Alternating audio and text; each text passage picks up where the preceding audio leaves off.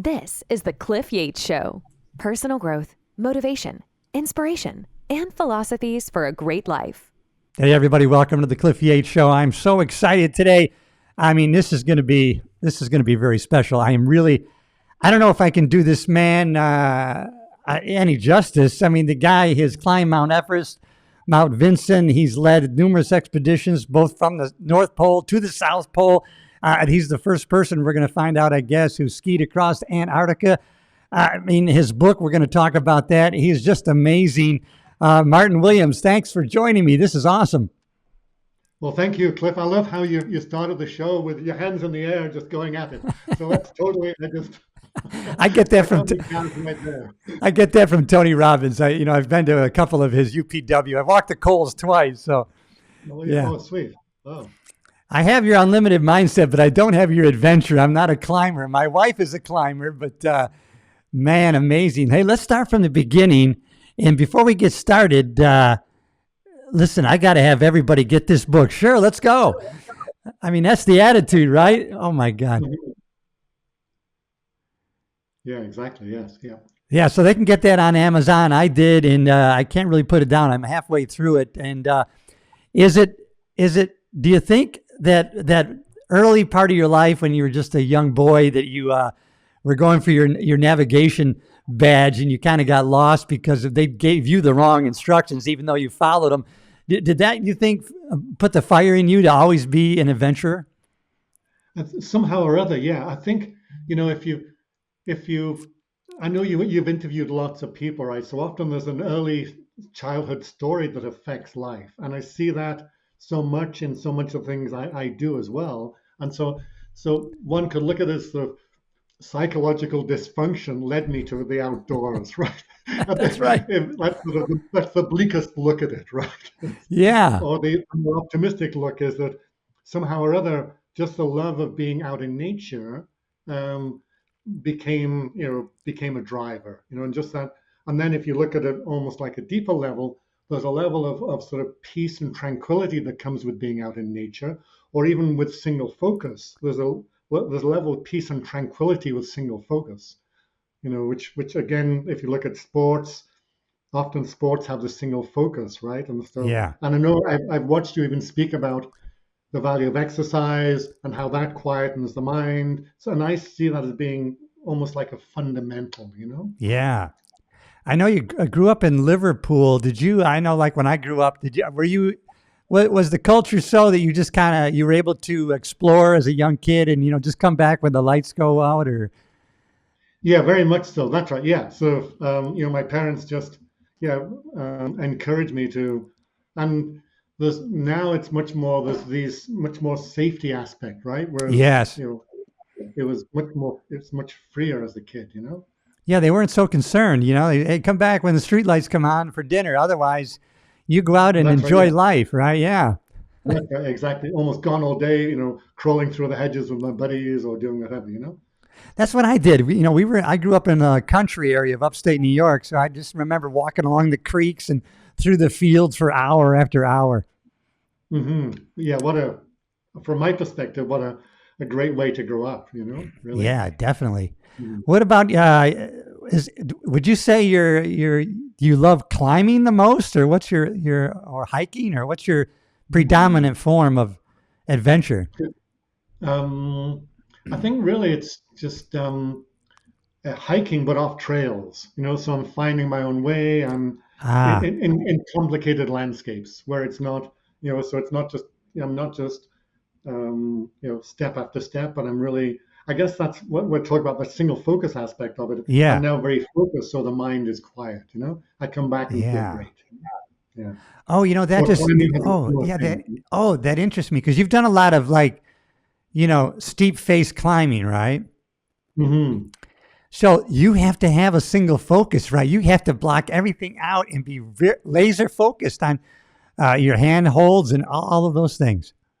That's right. Yes. Yeah. And it gets to be really intense, because the slightest move, the slightest weight shift is my foot gripping, yeah, etc. So you become very focused on the body, and everything else disappears. It's just you very present with the rock, you know. Yeah. And so I'm interested in so let's say you're focused on, and then when do you switch? And then you do have to think moves ahead though, right? Hmm. Yeah, and so there's I guess also then one could also put it that one is focused on what is present in that moment, because also checking, so on bigger expeditions you're checking weather, you're checking, other teammates, you have this, but it's very much focused on how do I live through this. Right. Oh yeah. Because it's life and death, right? It's life and death. I mean, Yeah, now you talked about, what was that? That was a movie, right? You were in a documentary called Fearless. that's right. Yes, yeah. Yeah, I'm going to have to put a link to that because that was pretty amazing because there's really some good video and visuals there that you took. Hmm. How did you deal with, was there a year there, right, where you kind of lost 5 associates or 5 people? Were they 5 friends that were in the same, spectrum as you, and they died, right? Yes, yeah. So the story there is, yeah, that so here I was, I've been doing all these extreme things. I had a bunch of buddies who were also doing in different fields. For instance, one was one of the most the world's best dog mushers, another one climber, etc. And all 5 died in different things throughout the year. And it really sort of, oh wow, it doesn't matter where I am in my progression, you know, death, that's always available, right? Or that's always possible. And I think that sort of it struck me at a very deep level, in my core almost, Yeah, So because so these guys they're the best in their field, and yet they were taken out or they lost exactly, their yeah, lives. Yeah.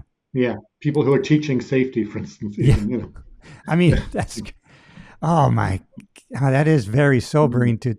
So did you go through any periods of despair over that at all, or just reflecting on your own mortality? um, I think, well, one of them particularly, I got physically sick from. I was sick for about 4 or 5 days afterwards, and I think that then um, started changing my um, drive somehow. Yeah. I can see where, yeah, because you can make yourself physically sick just through anxiety and stress. Did you then turn to maybe a climb or a hike or an adventure to counteract that? Um, no, I think that's when I became even more interested in meditation. Oh, So, meditation. So you so I practice went that way. meditation to this day. Yes, Do you practice meditation? yeah, yeah. Wow. Okay. Hmm. Yeah, I've looked into that. It's basically, tell me how basically, you're trying to clear your mind, and then, the fact that other thoughts come in actually is proof that you're doing it correctly, right? Because you're aware now of other thoughts that are coming in, and so you can That's right. try to eliminate Yeah. those, right? Yes, yeah. I really I see meditation. So we have the sort of people tend to think meditation is sit down and be silent, but I see, for instance, when you're exercising or running or moving, that's a form of meditation to me. Because often, Yeah. give an example, say for instance, you're going off for a little run. For the first 5 minutes, you're processing thoughts about the day, you're figuring things out. Then it gets quieter and quieter until you're really just present with the run, right? You're just present with the environment. You come back, you feel way better. The mind, and I also see it from the perspective of um, perceptual shifts. So when we're in that'll be a good Yeah. example. I know. So let me explain this from a perspective of Yeah. I also coach, and so an example would be somebody, say, who drives to work in LA, and a couple of days a week they get stuck in traffic and they get upset, right? And they're Right. moaning and grumbling and blah blah Yeah. blah, and they'll do that as an unconscious pattern for years, right? Right. Then one buddy says, "Well, what are you doing in the car?" Well, I'm upset. Well, why don't you have you ever thought of learning a language or phone your wife?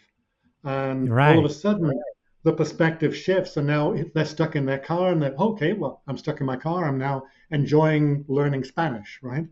Yeah. So shifting from an unconscious pattern, applying consciousness or awareness, and all of a sudden the situation changes.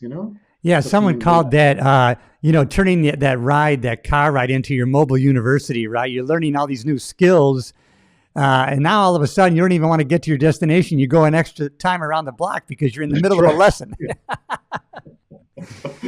Yeah, Oh, that's right. yeah, it Yeah. changes your perspective. As a matter of fact, I was listening to a guy the other day, Chase Hughes. Actually, he's kind of into he's a neuroscientist, but he was talking about, Mm. and other people are talking about it too, to approach someone maybe you're meeting from different perspectives, not just your point of view, but kind of now picture how are they seeing it, and then looking at it from a distance, right? Switching perspectives.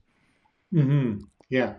That's And what I see is, um, because again, in my coaching, I'll find out, let's say somebody is coming to me with a problem about X, Y, Z, and I ask them, how does that problem look at the end of a run? And they say, well, actually, the problem is way less impactful. yes, yeah, So we shift perspective, um, through exercise, through meditation, or through awareness, or just saying, a friend says, have you looked at this problem through this lens? yeah. I know Tony Robbins talks about in using NLP and stuff. Hey, when they see this and it's very well, how do you see this? How bright is the picture? How big is it? How loud is it? Hey, can you change it to black and white when you see it, right? Swish that off, Mhm. replace it with the black and white, turn down the volume of the voices that you hear. And all of a sudden that impact of that memory that's bothering you is so much less. Yeah, and because I've taught meditation too, I've Yeah, sometimes teaching people, like 100 people on a weekend, and we'll do a bunch of meditation exercises. Then somebody on Monday morning will phone me up and say, "Hey, I'm a smoker. I never thought of quitting smoking, but all of a sudden it's disappeared." And wow. so often that's that sort of cleansing the internal space, in Yeah, some way. Yeah. wow, that's really good. How old were you when you climbed? Did you climb Mount Everest all the way? There was one where you stopped, but you were satisfied. Is that the one? Or That's the one, yeah. Yeah. So I was up at like 6 hours away from the summit, and I got wow, food poisoning and just sat on this, basically. Um, but that was an interesting one. If you look at it, I'll explain this. please do. Yeah, So go ahead. yeah, yeah. Typically in life, we have goals, and when we don't reach them, we get upset, right? And we get Right. or expectations and upset, right? Often there's a linkage. Yeah. And in this occasion, I'd been thinking about Everest for years. I've been training. I've been on the mountain for 2.5 months, up and down, carrying loads, all that sort of stuff. And then finally, the opportunity occurs. I'm there. I'm almost, just 6 hours away from the summit. I start to vomit from food poisoning Oh, that's right. Food and poisoning. That's right. I and, forgot. Oh my goodness. and diarrhea. And so I just sit down on the snow and I look around and I'm on my own. It's night, and the moon is out, the stars are hitting all these gorgeous peaks. And what comes out of me is not frustration, but instead just a yahoo. So I'm just there Wow. going, isn't this beautiful? Here I am in this moment. Isn't this beautiful? So that then started me on this journey. Well, how do I how do I do that more often? How do we Basically. repeat that, right? Repeat it. Yeah. Because if Yeah. you can create that over and over again, I mean, that's going to lead to fulfillment, right? I mean, that's awesome. That, that's right. Yes. Yeah. And so the more I did sort of looked at this, I realized, well, what happens when we're looking at a sports game? What name a sport that you like to look at? What, Cliff? What? Oh, tennis. I love tennis. Yeah. Oh, okay. So then you're watching tennis and you're rooting for somebody, and they're winning, and you're yeah, yay, yahoo, yahoo. All of a sudden, they miss 5 shots, right? And ooh, Yeah. Yeah. then they pick it up again, woo. So within the space of 30 seconds, you can go from yahoo to ooh, right? Right. We're changing state very rapidly. Yeah. So how come we say, oh, I can't change from sadness when we do it when we're watching a game, right? Right. We create that. We're the creators of that state. We're the creator. That's right. Yeah. Yeah. But then we have this. Often we have a conception. I feel sad, and I'm going to feel sad for the next 5 years. But in Right. fact, if you watch a tennis game, you'll probably feel happy for 30 seconds. Yeah, right. Yeah. So we can actually control. I think it's That's good to what I've been learning over the past 6 months through my own personal struggles is that it's good to feel the full range of your emotions. But like you're saying here is you can decide, hey, this makes sense that I'm feeling this despair, but mhm. the time frame that I need to sit in that can be determined by me. That's right. Yes. Yeah. Yeah. That's And exciting. and typically, you see, I think my take on this is typically we don't like to sit there, so we say I'm in despair, but we Yes. don't feel it fully, and we Right. tend to process it in the mind, not in the body. So when Ah, we feel despair by going into the body and just saying, let me drop, because I've also heard you speak about all the reasons, right? yeah. Just sort of, Reasons, the you meaning. Yeah. know, so when we drop all the reasons and meaning and just go, oh, this is what I'm feeling in my body, then we become way more authentic, right? And Yes. we're not justifying it because Yeah. typically, you know, we tend to hang on to the reasons and yeah, focus on them, I like the Mount Everest story because it really reminds you of, think big, create these big goals, and then all of a sudden, really the pleasure was all along in the planning, looking forward to it, making decisions on what you needed to bring and do. And then, I mean, you had wins along the way, but there came a point, man, you could celebrate right where you're at. And the initial destination need to be your final destination to be successful. That's right. Yes. Yeah. And in some ways, it's that whole thing about, the journey is the, oh, we're in it for the That's journey where the and the joy is reward. actually in the journey. That's why I'm always saying, well, damn it, you don't know where to go or you don't have just pick something. You may have a Hmm. different port along the way, but Yeah. just pick a port right now because that's going to get the damn boat out of the slip and out into the river. Yeah. That's right. Yeah. Yeah. And Yeah. and I see that often in my life, I've set goals. I don't know how I'm going to achieve them, or other people have said, oh, that's impossible. But over time, just by hanging on to it and very circuitous routes, I end up there. Yeah, yeah, because I was talking yesterday or the day before, right? Because that really, once you put that in your mind, like you said, you ruminate over it, your vision in it, and that tells your subconscious mind this is important to me.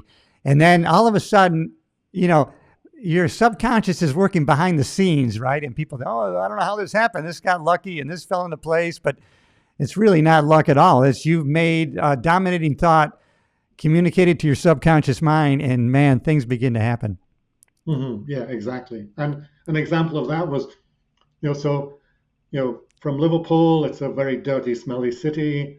Um, we went to the Alps when I was 16, and I saw a Wow. mountain guide. And I said to my dad, Dad, I'd love to be, this looks really good. I'd love to become a mountain guide. He said, it's the father to son. You have to be Swiss or Austrian in the family in the mountains, and the dad teaches you. There's no way for a kid from Liverpool. And then, um, fast forward age 23, I'm now living in the Yukon, northern Canada, and I get a phone call from a local company saying, "We know you're a climber. Will you guide some climbers in these mountains here?" So, so again, it was that whole thing. I just kept it in my mind's eye, and Right. it didn't have to happen in the structure. I didn't have to become Swiss and have Yeah. a dad. Right. Yeah. You could. Hey, you can't rewrite that history, but I like the way you kept it as a dominating thought in your mind's eye, and I just think that's so important that you kept that thought there. And yeah. Oh, I know I was going to get at because and you just mentioned it. Don't worry about the how. That's going to take care. It's the why, right? It's the why Yeah. you want to do this, Hmm. Yeah, man. and also I guess just there's a feeling quality too, isn't there, that Yeah. pulls you Yeah. forward, and but if you but the mind can go into the how and get frustrated or get despondent because Yeah. it appears impossible. Yeah, but yeah. So the how is going to take care of itself. We may not know how right now. We just know the why and where we're heading. And once we Hmm. got that destination, we got that visual map. We know where we're going. We know where we are, and it's pretty easy now to start and know we're going in the right direction. How about the Everest, man? That's how did you learn how to plan a trip like that, or and lead an expedition? So so it started. So now I'm in the Yukon, right? So we Yeah, got that far, and I'd already started climbing in Wales and done stuff like that. So in the Yukon is remote, right? And so yeah. the mountains are often a way away. So just figuring out how to handle the cold, because we'd be out at minus, well, in some expeditions minus 60, minus 70, Jeez. and camping out day after day after day, and How traveling. did you learn about the damage that does, like to the skin, and did you have to study that, or No, exposure? You know, exposure unfortunately, at that is that's right. terrible. Unfortunately, personal experience of frozen skin. That's right, and Yeah, jeez, learning the man. hard way. Yeah. I know when it gets to be when I visit my mom in upstate New York, if it's like one below, it's like, oh my God, this feels like it's hurting my lungs. Even I shouldn't be. Mhm. I can't imagine minus 50 or 60. What that would do to you. Yeah, there's a whole bunch of. Well, I'll give you the Coles notes of it. Basically, um, when you're either moving, so you Right. generate heat through movement, or you're in a warm place. So it's that transition that you want to make the transition as super fast. So we Oh, would, okay. so in the morning, for instance, we'd stay in the tent. We'd do all the cooking in the tent. So the tent, a little stove in the tent. We'd eat our breakfast, everything in the tent, and then it would be zoom out the door. Just rip Gotcha. everything down as fast as we can, throw it out. We'd have sleds with like 150 pounds on them. Put everything on the sled. Start traveling. Then we just travel, and then break for just no 1 hour lunches, just 5 minutes. Throw some food in and Wow. keep on going.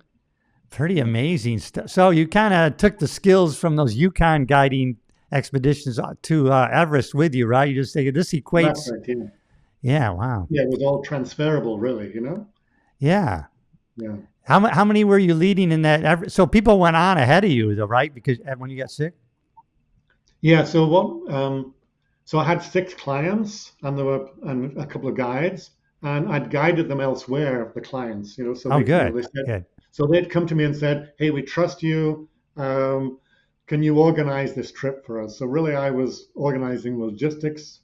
So it's a bit different on most mountains. When I'm guiding, I'm roped up, and when we're, Yeah. and, but on Everest, people perform at different rates, and so we have Sherpas there who are with the clients, and we're the managers. The guides are really managing the situation. Okay. Yeah. That So, makes sense. so in fact, my arrangement with the clients was they said, we want you to focus on getting us up the mountain. So we want you to, we don't want you to attempt the mountain until we've run out of our our. So five got to the Okay. summit. Yeah. And they said to me, now, you've achieved our goals. Now you're welcome to go. So Oh, okay. You were like released of responsibility. That's awesome. yeah, yeah, Now you, I guess it's quite an accomplishment just to get the base camp, right? yeah. Um, there's different ways of doing it, but for us it was a 3 week walk in because we wanted to acclimatize.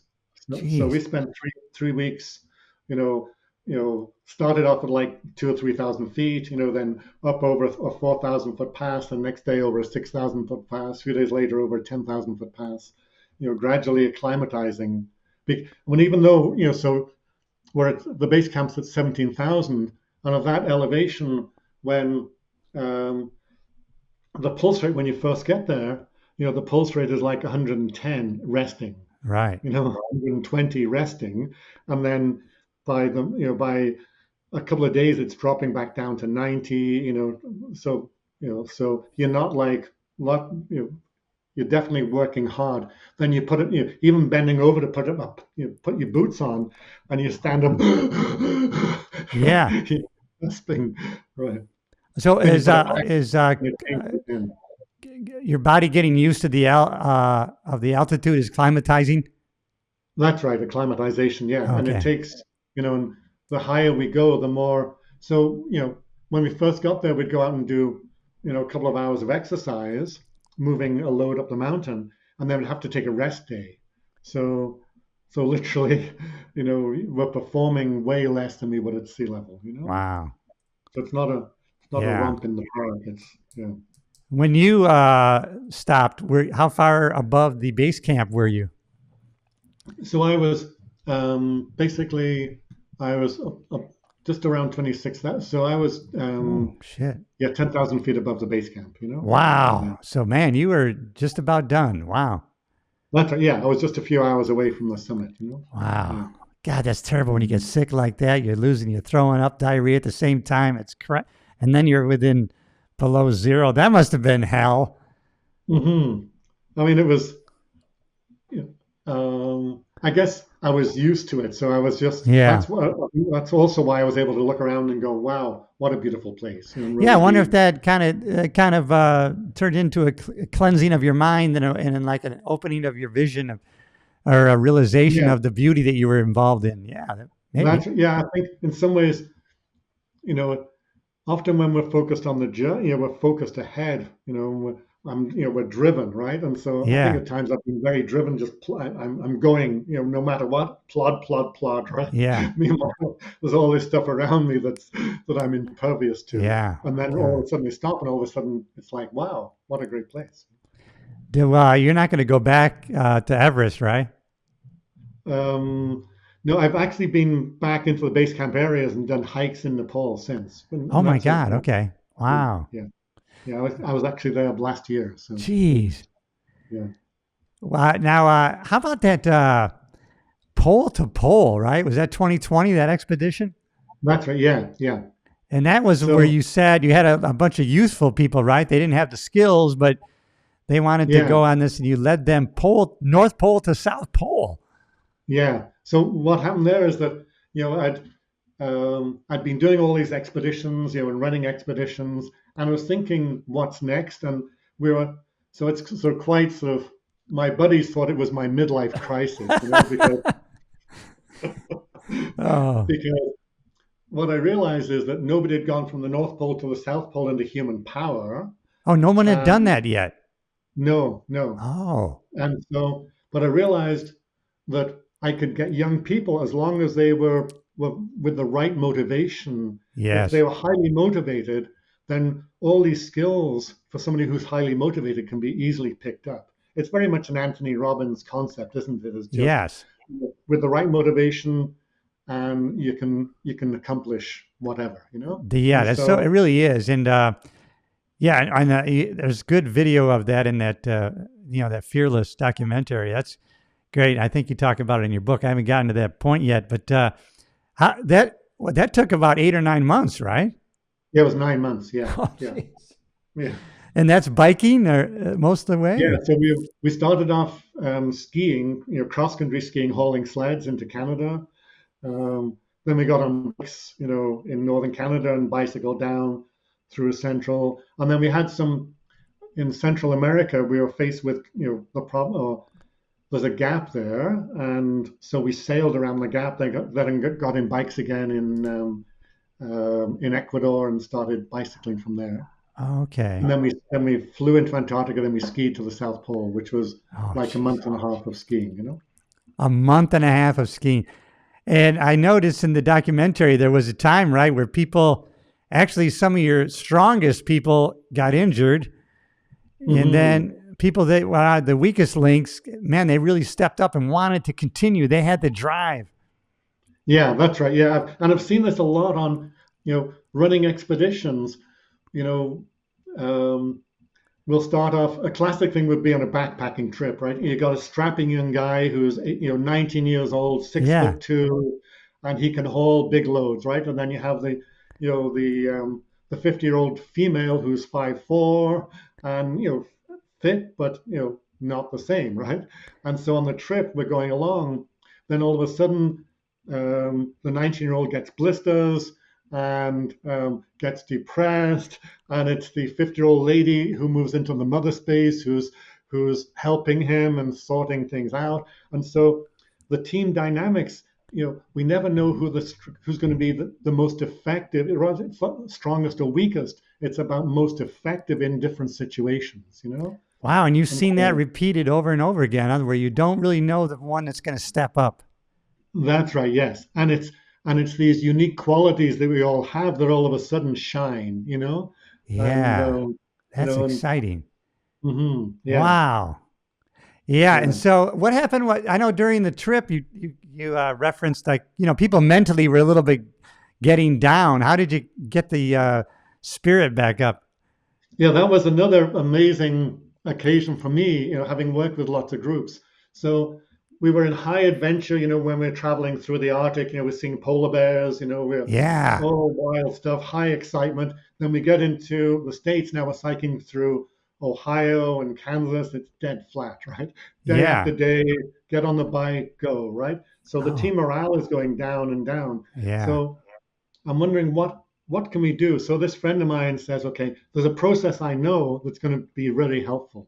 So you sit with a partner, another team member, and you're going to tell them everything you don't like about them, right? Oh, And the other person's just going to listen, right? yeah. And so it was things like, Dylan, you know, you're always leaving your smelly, dirty socks in the wrong place, and they stink the place up. And you're sloppy with the food. You cook bad food because we're in tight quarters, right? Yeah. We're just day after day with the same person, and or whatever it was. Everybody had complaints, and then it was give the complaints, don't say anything. Now tell them what you like about them.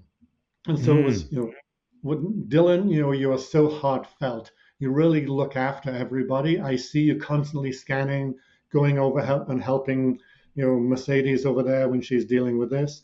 So what we realized, so having done that process, the team energy shot off to a whole level. And what I Wow. saw is that all our grumbles about people, if you list them all, it's actually a small stack of fairly inconsequential stuff, right? Yeah. But when you lift the likes are actually huge. And so in relationships, typically, unfortunately, we often focus in this level over here, which is all the grumbles, Yeah. and forget about the likes.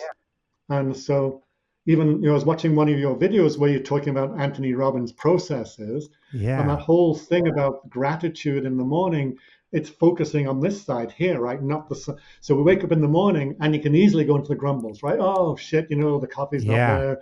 I ran out of this supply. I'm not getting my favorite, whatever. The weather's bad, blah, blah, blah, blah, blah, right? But we That's do right. that with people too, right? Yes.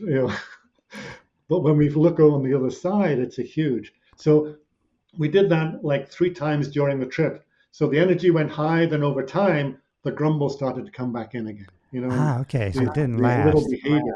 Then Yeah. we did a reset, and again, team energy shot off to a new level. Wow. Who came up with that idea? That was a good idea. Actually, what's the name of the lady now? I'll think of her name in a minute. If I, yeah, it might take me a minute to think of her name. And Mercedes, she's the one that got like freeze bite or something, right? Yeah, yeah. So Frostbite. a Yeah. pole, um, like a week away or 100 miles from the end of the journey, she froze her feet. And when we realized, well, you won't fit in the ski boots anymore, right? Wow. So we had with us all these little camp booties, but so she could walk on the snow in the camp booties, but now Yeah. she can't hold a sled, right? And so Yeah. meanwhile, 150, she's carrying the food and the tent and all that stuff on the sled. So then we had Wow. to divide the sled up amongst other people. Yeah. Wow. What about those when you're there in the North Pole and you got these polar bears? There's danger there, right? I mean, Yeah, and I mean, and real danger, because I've been around black bears and grizzly bears, and they're dangerous. yes. But they're not normally predators, right? Right. It's normally they respond, they attack when they're threatened, things like that, right? Yeah. Whereas actually polar bears are predators to Oh, they humans. are. Okay. Yeah. And so actually, we carried a shotgun with us, Yeah. and we actually used it as well. So to shoot, in the snow near the bear, so the bang and then the snow flying up by the bear, sent the bear running away. Oh, so it worked. Okay, that's good. But Yeah. but Yeah. a polar bear does see you as a food source, huh? Yes, that's right. Wow. And then you can see it's now it's starting to track us, right? And sort Oh my God. Well, there's there's dinner ahead, right? hey, you start forgetting about the cold during those days, right? Right. Yes, exactly. Or you can move. All of a sudden, you can move a lot faster than you could 30 Change seconds your earlier. focus. Yeah. Yeah, So that was a successful expedition. You made it to the South Pole. that's right. Yes, yeah, God. and and in the I think I mentioned that it came about as a bit of a vision too, right? And so the whole idea, it was three years in the visioning pro. So I had a dream about this whole process. I Then I realized, oh wow, this journey hasn't been done before by anybody. So let me create it, and then let's set this goal of the millennium. And so in my vision, I saw us arriving, December 31st, right? Okay. Yeah. And so literally 3 years later, we arrived December 31st at the South Pole, That day you had in your mind. Oh my That's gosh. right, the day I had it in my mind. Yeah, yeah, yeah. Behind the scenes, something was at work. Yeah. Wow. That's right, yes, yeah, Because you couldn't yeah. have planned it that way. Wow. Yeah, that's pretty Mm. amazing, man. Now, how many people were on with that expedition? So it was 8 young people from around the world, and I Uh, deliberately wanted to choose people from different countries. So the whole idea was, as we traveled, we spoke to schools and universities about, oh the wow. power to make a difference, right? Oh And my God, so, that's awesome. yeah, Yeah. um, yeah, and so we rehearsed. We had a little, we made, because the whole goal was to, let's ask people for a promise, these young kids, Yeah. for what you want to have happen in the next millennium and how can you help it, right? So very Wow. sort of idealistic, unfortunately. Yeah. No, um, yeah, that's all right. That's good. yeah, yeah. And so we go into schools and ask them, and then the kids would write down the promises, hand them to us, and we carried them with us, right? So we Yeah. ended up with many thousands of promises by the South Pole, and um, and so we'd make these presentations in schools as well, And so Yeah. the team was, so there's, Japan, Korea, South Africa, South America, North America, Europe. So we have from every continent. Wow. Yeah. And now during that, of course, then people really couldn't track you or keep track of you like they can today, right? Yeah, unfortunately not so good, but we'd get internet every couple of days somewhere, so we would send Okay. messages out, Oh, and so good. we had blogs, we had people following us, schools following us, Oh, great. via the Yeah. internet, via a very rudimentary internet. Did so has the group kept in touch or have you kept in touch with the group at all?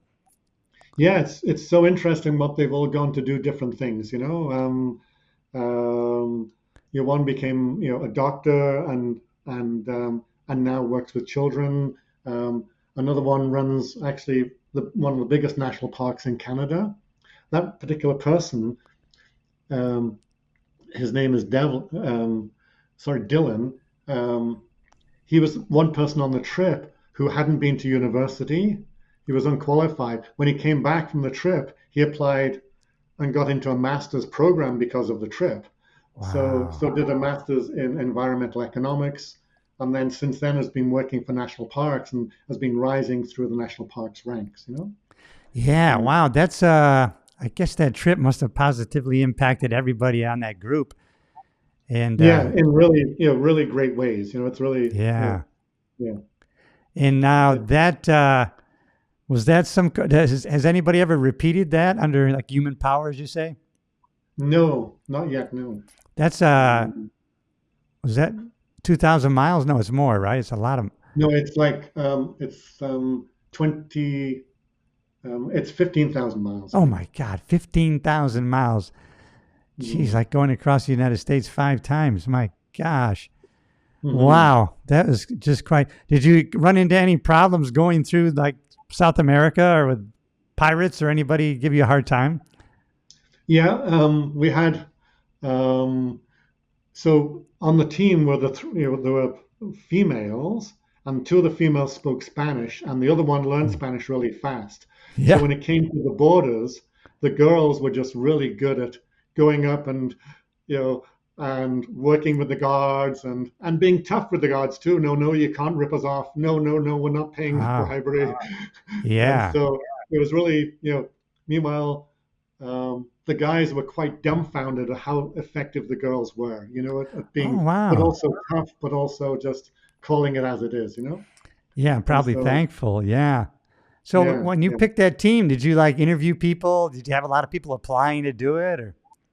Yeah, what happened in Canada, we advertised and we had thousand of applications. We brought the best 20 together and then said to them, "You're going to select one of you, and we're going to spend 3 days, and you will select one, right? And Yeah. if everybody's in for that." And so they all said yes. So, so what am I going to do for 3 days to find, to sort them out? So I Yeah. thought, well, let me just wear them down, right? Let me put them through a boot camp type Oh, process jeez. and just Oh my so goodness, Martin. You've picked that yourself. You just determined what to yeah. do. So what we did is, so we started off competitively, let's do a 5K race, right? So then we did a 5K race, and then by 2 o'clock in the morning, we're in swamps, swimming through swamps in the dark, and and so over the time, what happened is that um, it started shifting from being competitive to being collaborative. And Oh, so really? at Oh, the end of at the end of 3 days, I had some very experienced buddies with me doing the organizing of this, and yeah. so the experienced people got together and we said, who are we going to pick? And we said, well, there's this person who's on the Prime Minister's advisory board on the environment. He's super fit. He's super good speaker. We think he has the profile, right? And so then, but when it came the team said, no, no, no, we want to pick this guy over here because he was the guy who was always at the back helping everybody. Ah, yes. And because and other people said, hey, I'm withdrawing my name because I see somebody better than me. So it went from this competitive to super collaborative, Wow. yeah. And then that And guy, people like self attrition, right? They actually said, hey, if I'm honest, someone is better than me. that's right, They're a yeah, better fit than I am. I'll take yeah, myself yeah, out of the running. Wow, that's pretty amazing. yeah, yeah. Wow. That was for us for the adults. It was like, wow, these young people are focused on heart, Yeah. and we were focused on the bigger, like the selling points. Who can we Yeah. sell? What's the marketing aspect of it? Yeah. Yeah, Wow, that took a lot of pressure off you then, really, because they kind of self attritioned down to your group, right? Did you have you yeah. had a determined number in your mind, or did you change that at all? Add anybody? Or take anybody off? Um, I I so initially I was looking at I wanted 10, Ah, five females, five males, and from around the world. But yeah. it ended with two females getting injured after being selected. So that's why we Oh, ended up with damn them. it. Yeah, Yeah. yeah, yeah. Wow. Because did you guys do like training hikes or training stuff before you even took off? Yeah. So let me throw this back at you Yeah, because please. I know you're super experienced. So you're going to do a journey like this, right? And Yeah. it's going to have all these things. It's going to have cross country skiing. It's going to have border negotiations, language, public speaking, bicycle repair, Yes. et cetera, et cetera. So what would you do with people? And you have 3 weeks to train them. What are you going to do, right?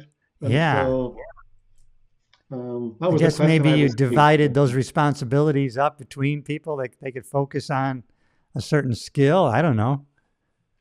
Yeah, so my take was that I really want to train them in the unexpected because Ah, these are that's all right. the commonality is the unexpected, right? Yeah. So let me just throw at them everything I can think of that's unexpected, Yes. So um, Because you know so the unexpected is going to come. So I'd rather know that you're skilled in dealing with something that happens rather than specifically having a skill may or may not come up. So it's better that you have a skill in not being so thrown off by the unexpected. That's but really the skill. Yeah. That's right. That's right. Yeah, your skill is not being thrown off. That's right. Yeah, yeah. I mean, that's being flexible enough and not so rigid in your expectations of Yeah. the way it's going to go because it's probably not going to match up. Yeah. Yeah. God, that's so Yeah. good, man. What a great Mhm. expedition that was. 2020 was the year, right? Yeah, that's right. Yes. Yeah. Man, that's so awesome, man. They should have done a movie just based on that trip, man. Yeah. Yeah. Anyway, it's Yeah. actually some people are talking to me about doing a movie about it, but let's see if I never know if that's going to come to Yeah, yeah, fruition, yeah. you You know? don't know, but Yeah. Yeah. you should tell them. Listen, you can option that story for a few 100,000. That's right. Exactly. Oh my goodness, that's Mhm. great. Oh my goodness. So now you are you 78? 78. Yeah. Yeah. Yeah. Okay. Wow. And you're still active and you're still healthy and you're deal. What is your daily routine like? So I was interested, because I watched some of your stuff, right, on your morning routine. So Yeah. mine is typically when I wake up, I start laughing Good. deliberately in bed, Oh, right, I like and just that. just laughing at life, right, and Yes. um, then I get up and typically we do some dancing and we goof around, Yeah. Goof with around. I like that. yeah. Yeah, and then I'll typically go off for a hike, because I'm living in Utah and the mountains are, it's Oh, gorgeous mountains nearby. how So there's beautiful. actually Yeah. um, like a scrambling route I can do where I'm using my hands and Oh, and even a little canyon to slide down. Your feet on yeah. one side, hands on the other side, and then um, I'm still, I have a coaching business and I also import herbs, which I sell on Amazon. So I Oh have my a God. business business. So I Yeah. run that during the day. Then typically late afternoon, we'll go, there's a lake close by. We'll go out canoeing, or canoeing or kayaking Yeah. on the lake to work the upper body. And yeah. Wow, that's great. And then I'll normally be doing a meditation in the morning, then meditation at night too. Oh my goodness, And that's then, great. I love that. That's a good video to do. I want you guys to start getting up and goof around. That's the first thing that's you're going right. to do. We got to goof around. Don't take it so seriously. Yeah, that's Yeah. good. Get in the habit Well, of goofing what I around. mean by that, we Just have move it. little Just, sort of yeah. that's right. Yeah, we have goofy songs. We corrupt the words of songs to make them funny. And so Yeah. things like that. Yeah. I opened for a guy named Dennis Blair, and he was the opener for George Carlin for many years, but he started Oh as a wow. singer and musician. And so no one was paying attention to him in the clubs in New York. So he started changing the words. And then people started, hey, that's not how that song goes. And then they would laugh. And he created a whole routine around, changing the words to Wow. songs. Yeah. Oh, I see. Oh, oh, Yeah. He's sweet. still Yeah. performing today. How about the culture there in Utah? Are a lot of people into health and fitness and hiking? Yeah. Yeah. They are actually. Yes. Yeah. And yeah. So it's really good that way. We've got good friends and there's the only thing here is in the summer it gets hotter than California. Oh well, Yeah. you're in Florida, right? And I'm so in I know you Florida, know. but in the summertime, I'm in the Thousand Islands, New York. So I'm in the St. Lawrence River, Oh, I see. Oh, how beautiful. And and it temperatures borders good there. borders Canada. So if I went north in the river by boat, I could probably be in Montreal in 3.5 hours or 4 hours. I Oh, think wow. it's a Okay. couple hundred miles. I think by car or Hmm. less. Yeah, but have you been to the Thousand Islands? No, I haven't. Well, I've probably bicycled past it on the pole to pole expedition. You probably did. It's on the east side there. It's let's see. This year I went with my stepson to Ottawa. Ottawa's about 80 miles from where I'm at. And so, yeah, the St. Lawrence River runs from the Lake Ontario and it runs north past Montreal and into the Atlantic Ocean. It Yeah, sounds really gorgeous in the summer, right? it's so beautiful, and you would like it because you loving stones and rocks. Most of that whole area is they call it's Laurentia granite, and it's the Hmm. whole river is basically granite. All the islands, 1,864 islands, are all granite islands. And when I get in that water, I feel like it's almost medicinal because that water's been rushing past all of these stones and rocks, in that 20-mile stretch of the St. Lawrence River. So I think wow. it's very helpful. Healthy. I don't know. Did you do any cold plunges or anything like that? I have done, and I'm I'm currently not doing them. Yeah, me neither. I'm not doing them now either. But when I do Uh-huh. get to the island in spring, actually the water is about 57, which people that do real cold plunges in the 30s, they laugh at me. But, 57, I can barely do about 45 seconds in that. I mean, but then I feel Mhm. so good. Yeah, Man. yeah, yeah. And I know it's good, and I've at time, I've done it in the shower quite often too. Just turn the water Yeah. and yeah, turn it into max I- cold and That stuff. has just as much benefit, I know, because Mhm, you mhm, heard of negative ions, right? They somehow crashing water creates these negative ions that really is really good for us. Yeah. yeah. So How about you're the first person, right, to ski across the Antarctica?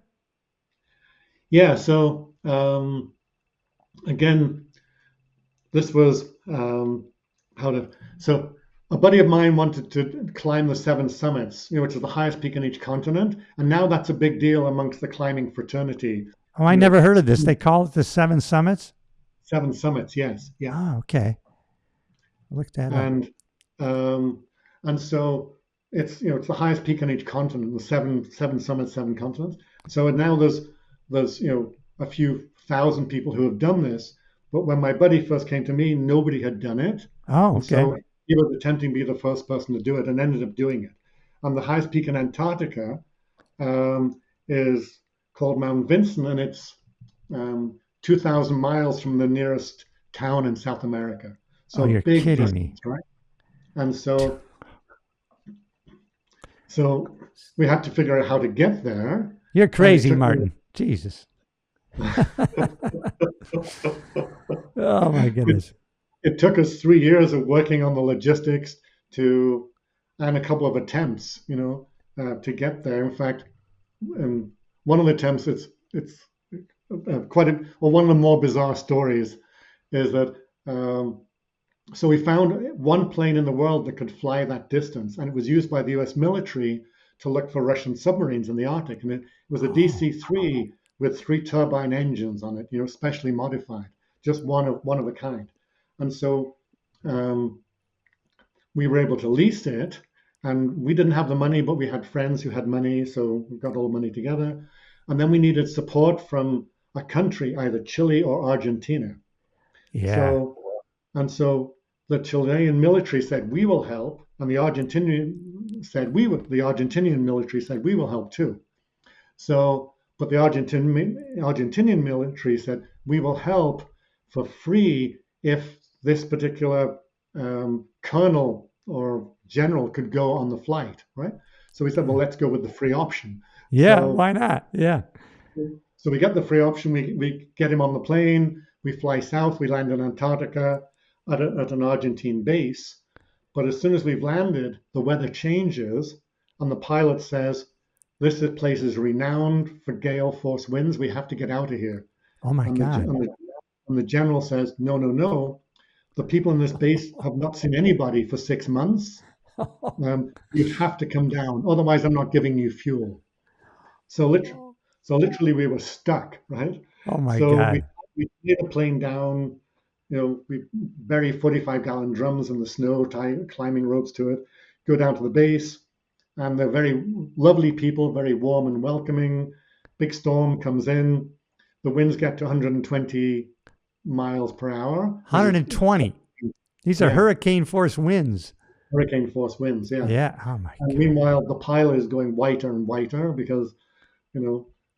So when the storm abates, we head back, and the plane is damaged Yeah. because it ripped out its moorings and crashed into a snowcat. So Oh now jeez. it's not flyable with passengers, but the general says, "Well, fly it back to Argentina because we have crews there who can repair it. It's not passenger worthy, but it's flyable." So that's the Right. arrangement. They fly back, but when they go to land, they're told um, we are going to arrest you on landing. So they land, and now they're surrounded, and the pilot's arrested. And it turns out the general was from the Army, and it's the Air Force who run logistics in Antarctica. So it was an interagency conflict, and the Air Force were upset by this because this was a rogue general, trying to claim Oh, fame, you see. yes. So, Okay. so it's a big story in the national news in Britain that this British spy is caught flying into Argentina, Oh my etc. God. And you guys, what what kind of accommodations? Were you like in a hut, like a metal hut or something? Or Yeah, we were in a small metal hut. Yeah, jeez, yeah, for a with couple the of wind weeks. blowing, what did that sound like? Oh my God. Yeah, it had metal cables over it to tie the whole hut Oh down. geez. Yeah. So Is there after a couple of weeks, something we were back sorted. what is there anything going on? My conspiracy friend, he said there's a lot going on in the South and North Poles. You're not allowed to go there, and there's it's a I don't know. Is there, what's going on there at the poles? Is there anything politically that is strange? I mean, there is this there are geopolitical issues that we ran Oh, into even, but because Antarctica is claimed by the US claims the whole thing, oh, they Russia do. claims the whole thing, um, Oh, uh, the UK claims a wedge like this. oh, Argentina claims a section of the same wedge. Um, oh. Chile claims a section of the same wedge. So three countries claim one wedge, right? Um, Yeah. So, and so so there that's is this, why it's considered like a neutral zone because everybody's saying it's theirs. that's right. Yeah. So now there's an Antarctic treaty, which which is in effect, which says everybody is sort of relaxing your claims, but meanwhile they are, the U.S., for instance, wasn't in support of our expedition Oh, okay. because, yeah, and the Chileans supported our expedition because it strengthened their sovereignty claim. Oh, So yeah. okay. But does everybody have bases there? Yeah, a lot of people. Yeah, so the U.S. has base, Chile, Argentina, UK, just for yeah. Wow, that's so But crazy. and there is valid, there's very valid research being done there on climate change. That is, Yeah, I you know, bet. yeah, Yeah. yeah, Wow, that's pretty amazing. Wow. So what kind of are you doing life coaching or what kind of coaching are you doing? yeah. So it's really, I have a couple of companies I work with, and I really approach it from the perspective of, you know, work is 40% of life, right? Right. And so if you want to live a joyful, fulfilling life, how do we make work joyful and fulfilling? And Yeah. and what I see is that two people in the same role, one person can be having a great time, and the other one can be having a lousy time. Yes. And so, what can that person who is having a lousy time do to shift their perspective, Yes. situation, so they can have a good time? It reminds me you probably know this story, right? Where the company sends these two salesmen, these shoe salesmen, right, to Africa, right? And then they come back and the one says, don't put a store there because you're not going to sell any, they don't have any shoes. And then the other guy Mhm. says, this is the greatest. We got to open up a store. We're going to sell everything. Nobody has any shoes. You know what I mean? It's that Yeah, perspective, right? yeah, exactly. That's it. Yeah, Yeah. that's the summary of really how Boy. we can approach life. Yeah. And you can always change. I don't know. Somebody was Yeah. ranting yesterday. I forgot it. You don't like your job, change it. You don't like where you live, change it. You don't like your friends, change them. Hmm. You're not in prison here. So That's right. Yeah, exactly. Yeah. Or man, or change perspective on your friends. that's I'll give you correct. one Yeah. example of it. It's a sort of Yeah. it's a bit Ask of an it. analogy, but so I use it in coaching all the time. So a couple have been married for 40 years, and she's super tidy. He's really sloppy. She likes to cook. He does the cleaning up. So she does the cooking every night when he's cleaning. The water's flying everywhere, the Yeah. sponges, Yeah. etc., etc. And she's sitting on the couch and she's moaning, right? My sloppy husband, blah blah blah. And one day she starts thinking, well, can I change? Can I shift perspective on this? Then she Yeah. goes, actually, there is my beautiful husband attempting to help me, right? Yes. And as soon as she starts looking through that lens, the water can be flying, but all she sees is a helpful husband. That's who's doing right. his Oh best my goodness. to clean Yeah. it, right? Boy, these are lessons. I have to relearn them every day. But That's right. man, they're so awesome. Well, I want to be respectful of your time. Where can people find you for life coaching? And I'm going to definitely have them buy your book. I'm loving your book because, as you said in your dedication, I had it here somewhere, but basically, this is not a journal of what happened on these trips, but it's really from a perspective of the lessons that we can all learn from all of your journeys. That's right. Yes. Yeah, exactly. Yeah. But, So, my website is enlighteningadventures.com. oh, that's a good website. I'll leave that link. I looked it up, man. That's a good website. Yeah, that's good. Yeah, adventure, man. You got my wife has that adventure. I have unlimited mindset. She has the adventure. She likes climbing, and she did Machu Picchu and by herself. Oh, wow. Yeah, so she's an adventurer. And you didn't, I didn't go. I didn't want to do that. Yeah. Oh, okay. Oh, okay. Yeah. Now I probably would. Just you've inspired me to change a little bit. Yeah. Oh, good. That's great. Good. You're having a positive impact on other people, even today, Martyn. So I'm going to leave a link to your book. I want everybody to get this book. Get the paperback, and I got the Kindle version. I'm going to get the audio version. Is there an audio book too with it? No, I'm going to do one fairly soon, actually. So. Yeah, do it. I did it, and it's not that hard to do. And man, people like the audiobooks, and you're going to get the bulk of your money will be in the audiobooks. But this is definitely worth reading. It's so exciting, and I'm also put a link to your website. And so imagine now with remote learning, you can probably coach anybody from anywhere in the world, right? Yes, yeah, it's super good, and I find Zoom to be very effective because it's just two on two, one on one. It's just super good. Yeah, that's so awesome. All right, would you hang around a little bit after I end this here, and we'll do a little debriefing? Yes, that'd be great. Thanks. I would like you to come back too, man. You're awesome. The energy, I feel the energy from you, Martyn, and you're an inspiration, my brother. Thank you so much. Good. Okay, well, it's great to be here. Thanks. I really appreciate you, man. I really. All right, everybody, you know what to do. If you haven't already and you're watching on YouTube, subscribe to the channel. You're going to be joining a community of progress. That's what we're about here. That's where life fulfillment is. When you're making progress towards a worthy goal, look at this young man and his goals. Oh, my God. I hope you can make them as big as his. And if you're listening on a podcast platform, listen, head over to YouTube and check out. Listen, me and Martyn are pretty good looking. Check us out. All right, everybody. I'll see you in the next episode. Thanks again, Martyn. Thank you.